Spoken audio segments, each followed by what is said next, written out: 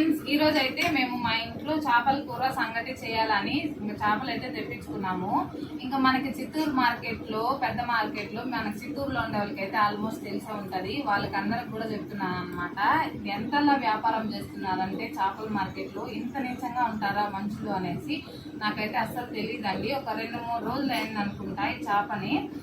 నాకు చేపని వాష్ చేసేటప్పుడే స్మెల్ అయితే వచ్చింది. ఇంకా మామూలుగా చేపలు అలానే ఉంటాయి కదా అని అయితే నేను మంచిగా వాష్ అయితే చేసేసి కూర వండేసాను. కూరలో వేసేటప్పటికి చేప ముక్క అనేది చెదిరిపోయింది అనమాట. ఫైనల్ గా కూర అయితే చేసేసాను. ఒక ముక్క వేసుకొని తింటే మనకి చూసారు కదా ఎంత వాసన వస్తుందంటే చాలా ఫుల్ వాసన వస్తుంది అనమాట. ఇంత నీచంగా ఉంటారనేసి మనుషులు అయితే నాకు అస్సలు అర్థం కావట్లేదండి.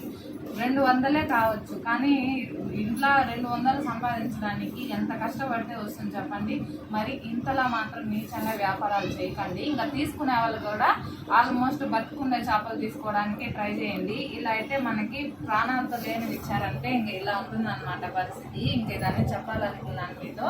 తప్పకుండా మీరు కూడా కాస్త ఆలోచించి అయితే కొనడానికి అయితే ట్రై చేయండి, ఓకేనా.